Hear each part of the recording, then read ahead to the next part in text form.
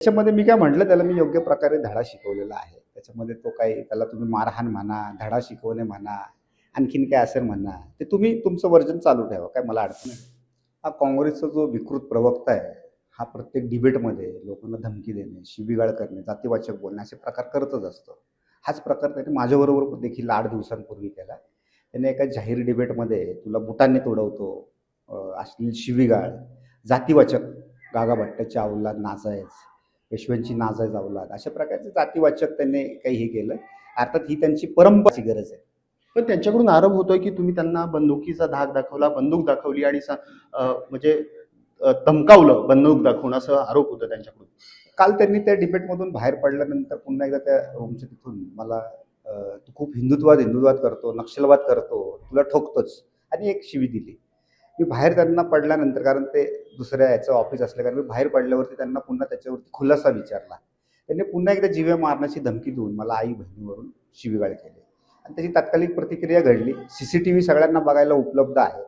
त्याच्यामध्ये ते बंदुकीला कुठं हात लावलाय, त्यांना काढून रोखली आहे, तर हे असं कुठेही दिसत नाही. दुसरं, त्यांच्या FIR मध्येच ते किती खोटं बोलतायत हे सरळ सरळ स्पष्ट होते. कारण त्याच्या FIR मध्ये ते असं म्हणतायत की त्यांनी असं मला म्हटलं की इकडं बघ माझ्या कमरेला काय लावलंय, आणि नंतर ते म्हणतात की ती बंदूक काढून मला लावली.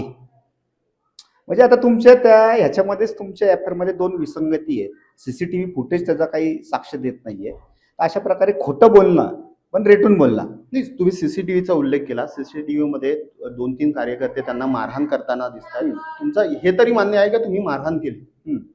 आता याच्यामध्ये ते आरोप करतात की ते काही भाजपचे कार्यकर्ते होते. ते काय भाजपचे नाही, तुम्ही मारहाण केली का त्यांना?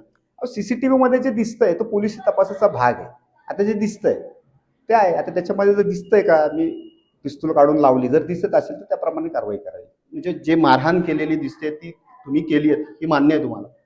त्याच्यामध्ये मी काय म्हटलं, त्याला मी योग्य प्रकारे धडा शिकवलेला आहे. त्याच्यामध्ये तो काही त्याला तुम्ही मारहाण म्हणा, धडा शिकवणे म्हणा, आणखीन काय असेल म्हणा, ते तुम्ही तुमचं वर्जन चालू ठेवा. काय मला अडचण नाही. पण साधारणतः आता आपण बघितलं तर तुम्हाला पोलिसांनी समन्स दिलेले आहे. नेमकं काय नंतरची म्हणजे पोलिसांनी कशा प्रकारची कारवाई झाली आणि काय तुम्ही पण तक्रार दिलेली आहे, ती कशा प्रकारची तक्रार आहे? अनेक घटना घडतात, माणसं भावनिक होतात, ते अनेक मागण्या करतात. तर त्याच्यामध्ये आता मी असं केल्यानंतर त्यांचे जे कोणी समर्थक आहे त्यांची अपेक्षा मला फाशी द्यावी, पण कायद्यामध्ये जे काही प्रावधान आहे त्यानुसार कारवाई होईल. ती कारवाई झालेली आहे. त्याच्यानुसार जे काही पोलिसांनी मला समजपत्र द्यायचं वगैरे दिलेलं आहे. माझी त्यांच्या विरोधात तक्रार आहे, जीव मारण्याची धमकी वगैरे, मी ते स्टेटमेंट असा तक्रार अर्ज पोलिसांकडे दिलेला आहे. पोलिसांनी त्याच्यावरती देखील कारवाई करावी. साधारणतः तुम्हाला पण धमक्या येतात असं तुम्ही सांगितलं सोशल मीडियाच्या माध्यमातून. काय आहे नेमकं? माझं कायम जिहादी गट असतील, नक्षलवादी गट असेल, यांच्या विरोधात संविधानिक मार्गाने लढा चालू असतो. नुकतंच टिपू सुलतान असेल, औरंगजेब असेल, आनंद तेलतुंबडे सारखे नक्षलवादी असतील, यांच्या विरोधात मी काही भूमिका घेतली होती. त्याच्यातून मला सातत्याने धमक्या येतच असतात.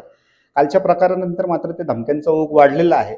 मग सोशल मीडिया चालल्यानंतर आता उदाहरणार्थ पैगंबर शेख नावाचा एक जिहादी आहे, जो औरंगजेब आणि टिपूवरती मी काही वक्तव्य केल्यामुळे तो चिडलेला असतात. कालच्या त्याने मला जाहीर धमकी दिलेली आहे.